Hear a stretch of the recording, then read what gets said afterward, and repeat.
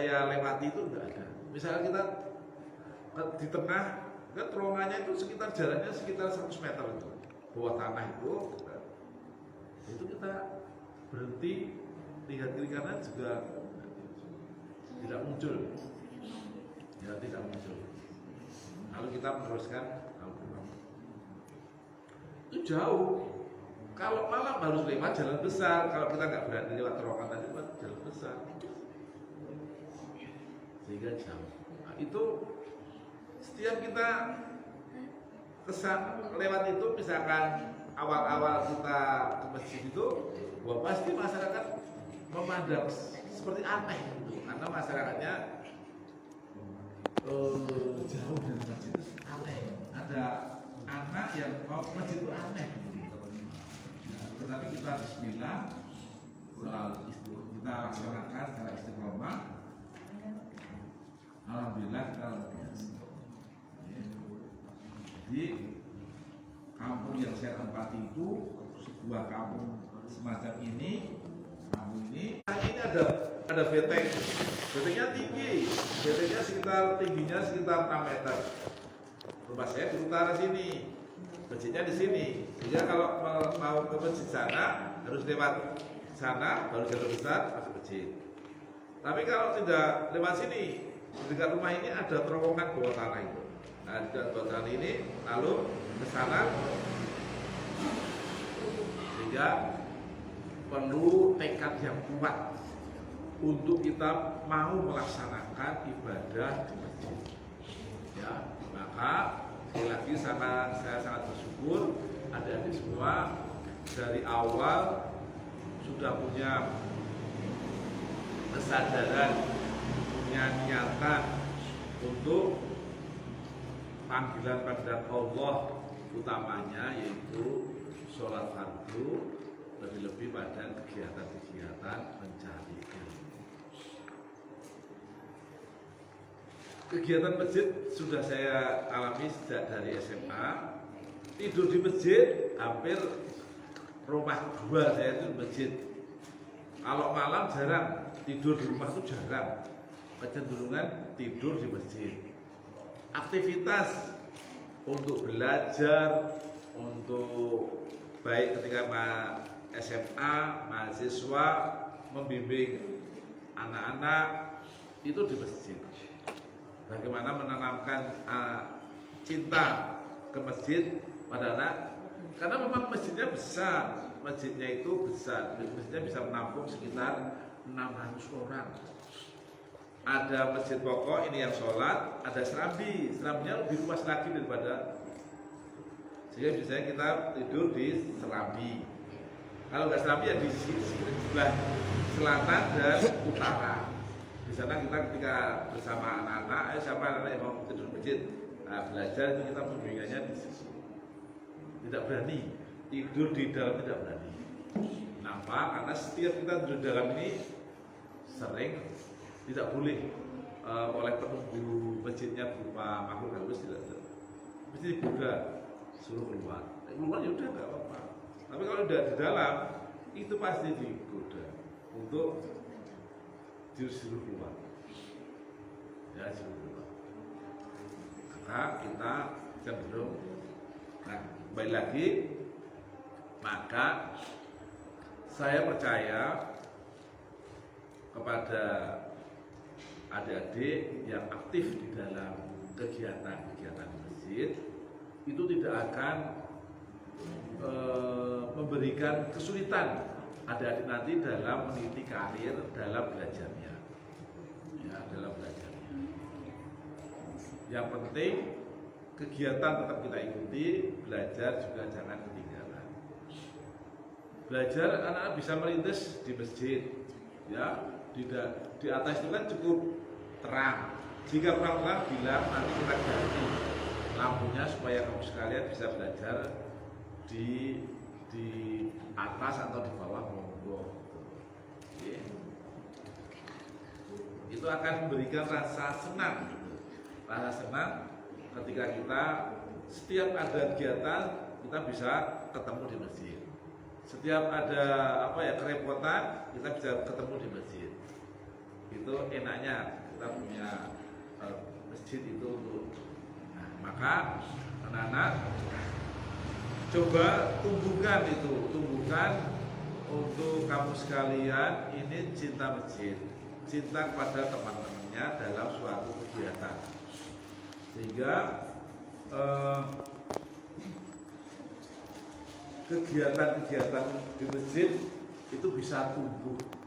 Kalau dulu kegiatan itu banyak sekali, karena apa? Karena keterbatasan kemajuan teknologi belum banyak, ya.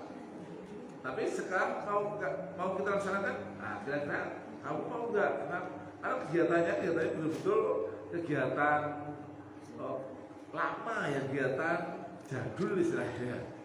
Tapi hanya kita untuk menanamkan rasa saling lebih keakraban di antara adik-adik semua.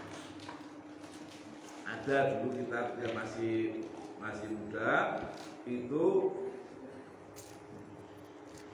mendaki gunung, sering kita laksanakan, ya. Hanya kita punya kelompok mendaki gunung, Merapi misalkan. Nah, itu harus memang cari orang yang berpengalaman, tidak bisa sekedar kita wani, ayo, tidak berada. Harus tahu orang berpengalaman, orang yang sudah tahu jalannya, sehingga ketika jalan ke atas itu tidak tersesat. Ya, gunung Merbabu sama ini, jadi rasa kebanggaan mendaki ke Merbabu itu ya apa ya, pengalaman yang bisa kita ceritakan semacam ini. Tetapi sekali lagi, ketika kita mendaki gunung itu memang diperlukan orang yang tahu jalan, karena jalan yang saat ini kita lewati, misalkan ya seminggu ini kita lewati, seminggu besok kita lewati mungkin sudah tertutup oleh rumput. Kalau selama ini tidak dilewati, rumput langsung tumbuh. Nah, kalau rumput tumbuh ini menyebabkan kita ketika kita tidak hafal, kita tidak berpengalaman, bisa tersesat. Tersesatnya itu beloknya itu keliru, harusnya kita ke puncak malah ke jurang. Sedangkan namanya tersesat itu nanti kalau kembali itu ternyata sulit. Karena apa? Karena jalan yang kita lalui ini tadi sudah berupa tertutup semua sudah. Ya, nah itu hal yang perlu pengalaman saya itu semua kita lakukan dalam kelompok remaja masjid. Ya, kelompok remaja masjid. Ya. Nanti ada orang 10, ada orang 20, karena untuk mendaki gunung kan perlu kekuatan fisik. Setiap minggu sudah kita ketahui olahraganya lari, berarti insya Allah kuat untuk mendaki. Karena mendaki gunung itu dari desa terakhir kita itu berangkat biasanya itu jam 1 dini hari, kita mulai berangkat naik gunung, kemudian naik gunung biasanya sampai atas puncak itu sekitar jam setengah 6 atau jam 6. Biasanya kita hanya melihat matahari terbit, kemudian istirahat di atas sebentar, makan Indomie, masak-masak, kemudian setelah jam 9 kita turun. Untuk apa kita mendaki? Untuk mengetahui keagungan ciptaan Allah. Jadi tidak sepedarnya kita senang-senang aja, tapi memang kita semuanya untuk mencari, untuk mengetahui keagungan ciptaan Allah. Di atas bukit kita melaksanakan ibadah sholat, gitu ya. Tetap kita tidak meninggalkan, tetap kita melaksanakan ibadah sholat. Kemudian makan di anak-anak, kenikmatan yang tidak ada taranya itu ketika kita makan Indomie di puncak gunung. Karena terasa lapar, cuacanya dingin. Kemudian Indominya ini dimasak pakai apa? Apa pakai kompor? Tidak. Jadi ada kaleng bekas itu, kemudian sudah kita kondisikan, kita lubangi, kemudian diberi spiritus, kemudian diberi kapas, diberi api sudah, lalu atasnya diberi rantang atau apa, aqua dimasukkan, indol dimasukkan, sudah. Loh kok bisa umum ya? Karena tekanan di atas itu rendah sehingga panasnya air ini tidak 100 derajat, bisa umum, tidak bisa mendidih. Nanti kalau kamu sudah kira-kira lulus SMA atau setingkat perguruan tinggi, coba mengikuti kelompok pencinta alam. Nah, nanti ada pendidikan sebelum kita naik ke atas, biasanya ada pendidikan mengenai pengetahuan mengenai benda. Sekali lagi, semua dilaksanakan dalam rangka tadabbur alam, dalam rangka mengetahui ciptaan Allah. Sehingga dengan kita mengetahui ciptaan Allah, kita akan lebih khusyuk, kita akan lebih betul-betul mengetahui kenapa kita diciptakan. Oh, ternyata untuk beribadah semacam itu. Karena kenikmatan Allah yang diberikan kepada kita sangat banyak sekali. Ya, anak-anak kan belum pernah ya Mas mencoba berkunjung ke panti asuhan. Ini nih Jakarta Tulis, ada yang pernah ke Jakarta Tulis? Ada? Belum? Oh, Jakarta Tulis ini yayasan penyandang cacat, buta, ya dan bisu tuli. Jakarta Tulis. Di sana itu ada anak-anak sekolah seusia kamu, ya, itu tidak bisa baca, tidak bisa melihat, dan ada yang tidak bisa bicara. Ada yang bisa bicara kan di sini ya, di mana ini? Di Jotawang sana itu namanya SLB 2 atau 12. Itu yang bisu, yang buta ada di pojok benteng Wetan, ini ke selatan, Dalan, itu ada yang Jakarta Tulis. Di sana ada sekolah mengenai pendidikan orang buta. Di sana dididik seorang buta untuk bisa membaca Al-Quran dengan membaca huruf Braille. Namun dengan melihat itu lalu kau bisa merasakan kenikmatan Allah yang luar biasa. Sementara kita bisa melihat jelas, oh ini warna merah, oh warna hitam, ini warna kuning. Jelas bisa melihat televisi. Dia tidak bisa, tahunya adanya ya hanya hitam dan putih. Itu lalu kita bisa mensyukuri kenikmatan Allah yang begitu luar biasa. Ya. Kalau itu, jadi kita dari segi baru penglihatan, dari segi pikiran, mental, anak-anak bisa namanya juga sekolah SLBT. Di mana ceritanya? Kalau anak-anak nanti bersepeda lewat mana itu? Gotobanan ya, perempatan ke timur. Nanti ada berjumpa pertigaan traffic light, lalu ke kanan, ke selatan, kemudian ada jalan ke timur, nanti utara jalannya ada sekolah SLB C, yaitu yang cacat mental. Untuk badan besar seusia kamu sekalian, tetapi mentalnya, pikirannya seperti anak TK, seperti anak SD.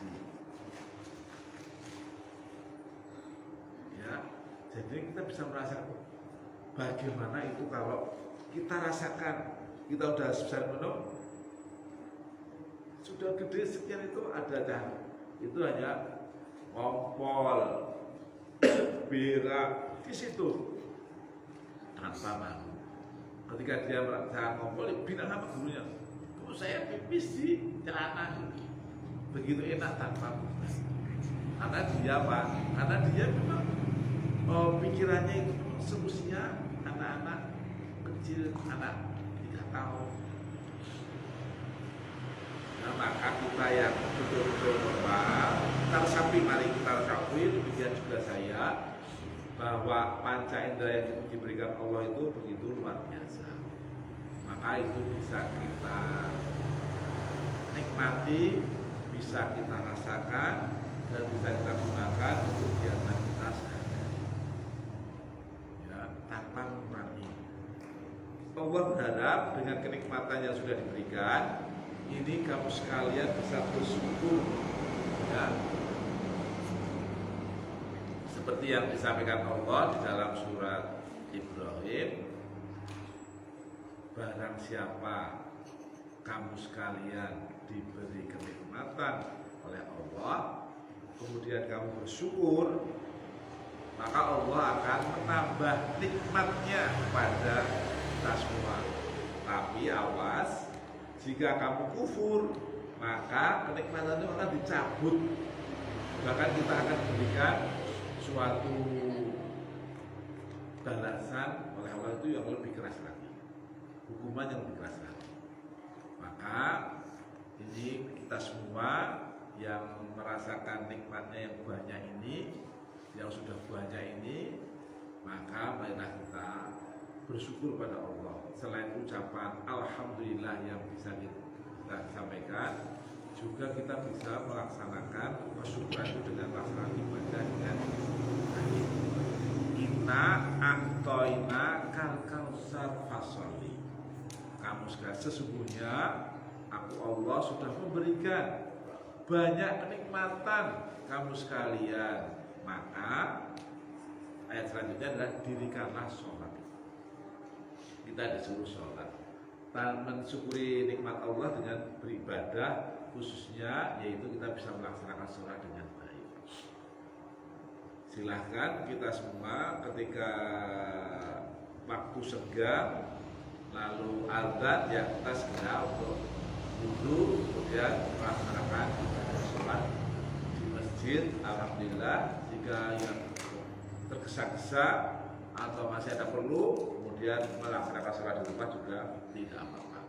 Tapi afdol dan pahalanya lebih besar itu jika kamu sekalian melaksanakan ibadah sholat jamaah itu di masjid. Selain ganjarannya 27, dan di dalam kita berjamaah itu kesalahan-kesalahan kecil yang kita laksanakan pada waktu sholat itu dianggap baik, ya. Apakah itu kita waktu takbirnya tidak pas, apakah kita waktu sedekapnya tidak pas, apakah waktu kita rukuk tidak pas, apa waktu kita sujud tidak pas. Ini Allah menganggap sholat kita adalah baik jika kita berjamaah. Ini keuntungannya manakala kita melaksanakan ibadah. Maka anak-anak dan adik-adik semua, marilah kita tetap semangat untuk selalu menegakkan syariat Islam, utamanya pada waktu kita melaksanakan sholat fardu, kita menjalin silaturahmi di antara teman-temannya. Ini perlu kita lakukan. Maka kalau itu bisa diwujudkan, ini sangat bagus. Sementara ini persahabatan di antara kita sudah cukup akrab, walaupun masih belum begitu kelihatan sekali, baru kelihatan pada waktu melaksanakan kepanitiaan lebaran. Alangkah sangat baik sekali jika anak-anak sudah mulai merintis untuk kepengurusan remaja Masjid Al-Munir Salaan, perlu dirintis sehingga seperti saya, Mas Nutil, Pak Musnindar, ini nggak usah terlibat langsung. Ya, kegiatan kamu kan masih banyak ya, kegiatan-kegiatan yang ingin direalisasi. Sementara kamu kan kegiatan hanya berada di masjid dan sekitar salaan. Belum ada kamu sekalian kelihatannya ini untuk silaturahmi ke remaja masjid lain. Perlu ini ya supaya wawasan kita lebih luas ini. Ya silaturahmi ke remaja masjid lain. Silaturahminya bisa apa yang kamu mungkin melalui olahraga, ya, bulu tangkis atau catur atau tenis meja, apa yang kira-kira sangat bisa kita bisa. Nah, intinya hanya kita ingin silaturahmi, berkumpul, saling tukar pemikiran, pengalaman, sehingga kita lalu bisa menyerap. Sana bisa kita berikan ilmu yang ada di Al-Munir, demikian juga kamu sekalian bisa minta pengalaman-pengalaman kegiatan yang di situ, sehingga dengan itu maka tambah wawasannya, ya, silaturahmi ke remaja masjid lain. Sementara ada pernah kita itu menjalin masjid ini, saya juga belum begitu ikut, yaitu dengan masjid yang ada di sana di daerah Imogiri di atas bukit. Nah, coba kamu sekalian menanyakan pada kakak-kakak aktivis Masjid Al-Munir, masjid yang jadi persahabatan di itu masjid mana itu? Katanya dekat sana, dekat tempat wisata Gua Cermi. Nah, nanti bisa nanti jika kamu sekalian bisa sambung silaturahmi, bisa masuk itu Gua Cermi. Gua Cermi itu sebuah tempat wisata, masuk di bawah tanah dari Bantul, nanti keluarnya itu di Wonosari, di Panggang itu Wonosari. Itu asik itu, sekitar 2 jam kamu nanti jalan-jalan di bawah tanah, 2 jam. Nah, nanti bisa. Ini kalau bisa disambung luar biasa, nanti bisa melanjutkan silaturahmi yang sudah dulu dimiliki. Semuanya dalam rangka untuk mengembangkan ilmu pengetahuan, untuk menjalin silaturahmi, untuk apa ya, menambah ilmu, baik ilmu organisasi maupun ilmu-ilmu dalam artian keagamaan. Nah, nanti ke sana jika itu bisa direalisasi, bisa kita antar dengan pakai bis atau apa ke sana. Ya, nah, hanya yang pertama kamu membuka lagi jalan, menanyakan pada kakak-kakak aktivis Masjid Al-Munir, kemudian moga bisa menghubungkan dulu. Setelah itu mungkin kalau ada yang pengurusnya bisa omong-omong dulu. Nah, setelah itu lalu kita bisa silaturahmi ke sana, gitu ya. Nah, lagi. Kemudian yang terakhir yaitu anak-anak kita sebagai umat Islam, Kanjeng Nabi Muhammad SAW itu kan diutus ke bangsa Arab dalam rangka memperbaiki akhlak. Akhlak itu kalau bahasa Jawa ini budi pekerti. Kalau kita ya tingkah laku. Tingkah laku itu bisa berupa tindakan, ucapan, lalu apa lagi, hormat. Nah, ini semua tingkah laku budi pekerti. Ini coba perlu kita selalu untuk mengetahui, belajar dari Kanjeng Nabi SAW dan para sahabat, bagaimana para sahabat, bagaimana Kanjeng Nabi memberi contoh kepada kita dalam berakhlak terhadap teman, terhadap tetangga, terhadap orang yang lebih tua, terhadap anak-anak. Itu ada, ya ada. Maka perlu dikembangkan. Kamu sekalian senang baca nggak? Senang baca nggak? Baca buku gitu. Senang enggak? Ya, mas saya kesenangan baca buku ini akan pertama menambah ilmu. Banyak sekali. Ya. Lebih-lebih yang masih belajar. Banyak sekali.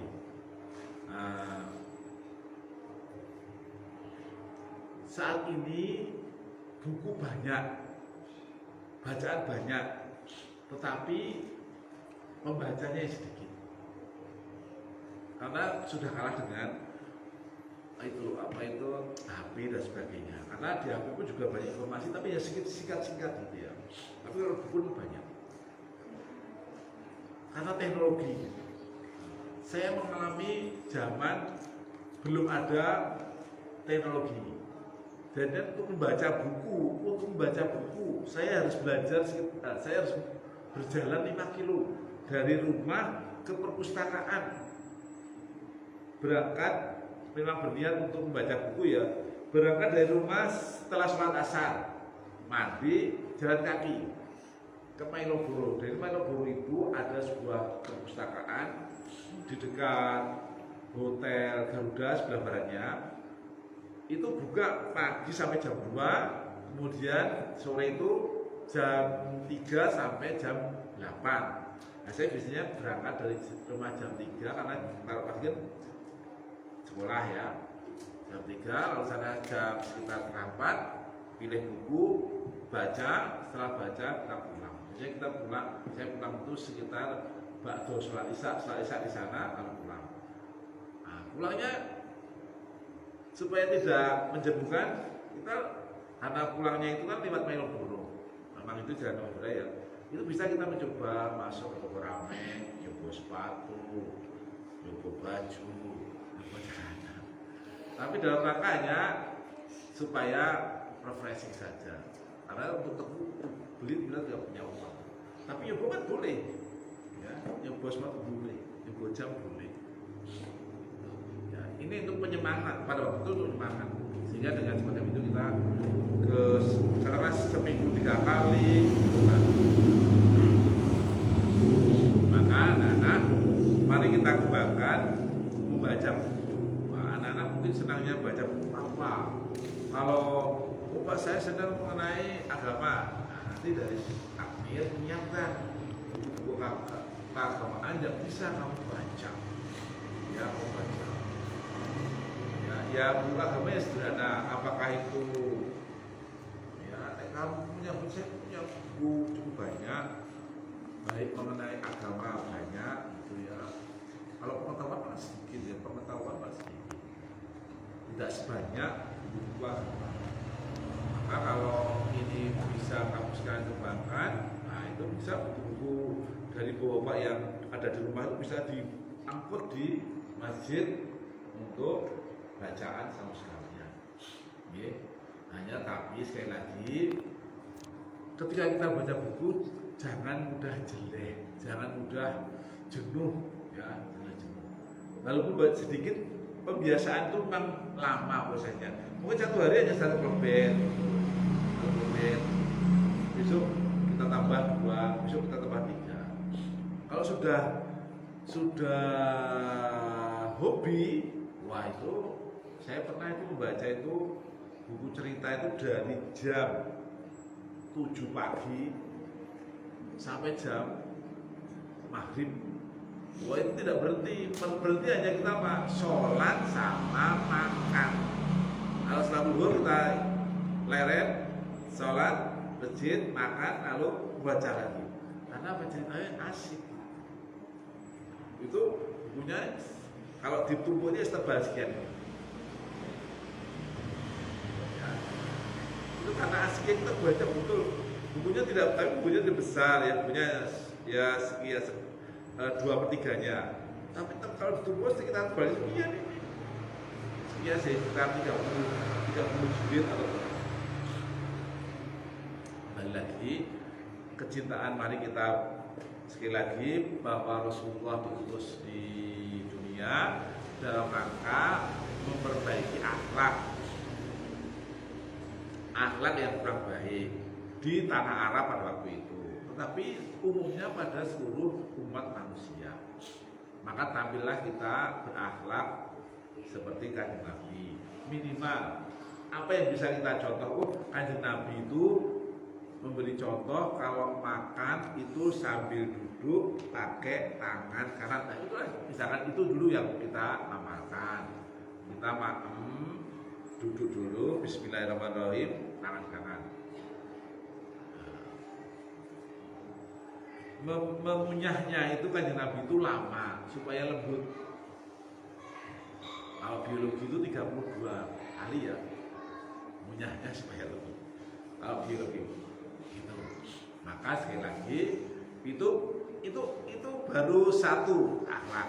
Nah, setelah itu nanti apalagi kalau sudah jadi kebiasaan, lalu apalagi minumnya juga gitu. Kanjeng Nabi itu minum itu pakai tangan kanan, kemudian diminum tidak langsung habis, biasanya 3 kali itu. Nah 3 kali. Nah itu apalagi bisa, jadinya kamu tidak langsung kabeh satu persatu. Oh kanjeng Nabi itu kalau berjumpa temannya mengucapkan salam terlebih dahulu, Assalamualaikum warahmatullahi wabarakatuh. Itu, nah kamu tinggal minum satu persatu aja, ya satu persatu. Dan yang mampu jangan dipaksakan, yang mampu dulu. Nah, apa? Salam boleh, kemudian makannya boleh, ya. Nah, kalau kanjeng Nabi pada waktu itu dia diutus, memang akhlak dari masyarakat Arab itu pada waktu itu kurang baik. Pertama, tidak menghormati seorang wanita. Yang kedua, kenapa tidak menghormati? Bahkan kalau keluarga punya anak wanita, itu langsung anak itu langsung tanpa meninggal langsung dikubur hidup-hidup, tidak menghormati. Kemudian antar teman tidak terjadi persahabatan, tapi saling bermusuhan, cenderung saling bermusuhan. Sehingga di sana itu banyak suku-suku. Setiap minggu itu pasti ada tawuran. Ya, tawuran itu tidak hanya sekarang, dulu ada juga. Tapi dengan adanya Islam, kanjeng Nabi mempersaudarakan orang-orang yang bermusuhan saling bersaudarakan, sehingga menjadi saudara yang sama-sama. Nah gitu. Itu yang kanjeng Nabi kembangkan, saling mencintai, kemudian menghormati seorang wanita, menghormati teman, gitu. Ya. Kedudukan seorang wanita tidak diremehkan, tapi diangkat yang tinggi. Ya, diangkat yang tinggi karena dihormati. Lalu akhlaknya kanjeng Nabi itu sangat baik, yaitu apa? Dia punya sifat amanah. Artinya ketika dia dititipi sebuah barang, barangnya itu akan kembali dengan utuh. Barangnya itu kembali dengan utuh, tanpa kurang apa-apa. Maka ini perlu sekali pengembangan akhlak untuk kita. Apa yang bisa kamu sekalian akhlak itu kamu laksanakan? Coba yang sederhana aja. Ya apa aja. Mungkin Pak saya mau berusaha untuk makanya saya berusaha untuk duduk, kemudian pakai tangan kanan baca Bismillahirrahmanirrahim. Coba itu saja dulu yang perlu anak-anak kembangkan, ya, tidak usah banyak-banyak. Sekali lagi, yang pertama pada malam hari ini yang perlu anak-anak garis bawahi bahwa ibadah kita, ya, ibadah rumah fardu untuk sholat laki-laki ini diseyogiakan, bahkan ada yang mewajibkan itu untuk melaksanakan sholat di masjid berjamaah. Coba itu usahakan, ya usahakan, karena keunggulannya lebih banyak, ya. Selain pertama ibadahnya terima, kesalahan sedikit akan diampuni, dianggap sempurna, ganjarannya lebih bertujuh dibanding sholat ini. Kemudian yang kedua, perlu kita kembangkan akhlak-akhlak kanjeng Nabi. Sedikit demi sedikit. Dari apa monggo, masing-masing saja menanamkan diri. Oh saya mau dari segi makan monggo. Oh saya mau dari segi salam monggo, gitu ya. Teman-teman langsung assalamualaikum warahmatullahi wabarakatuh. Demikian juga temannya. Itu saya sudah memberi pengisian sekitar 30 menit lebih. Saya kira secara saya cukupkan. Ini lagi apa yang saya sampaikan masih jauh dari sempurna, itu karena saya. Tapi yang baik silahkan diambil, yang kurang berguna silahkan, itu memang dari saya, bukan dari saya, dijauhi. Kurang lebihnya mohon maaf. Billahi taufik wal hidayah. Assalamualaikum warahmatullahi wabarakatuh. Mohon unjuk.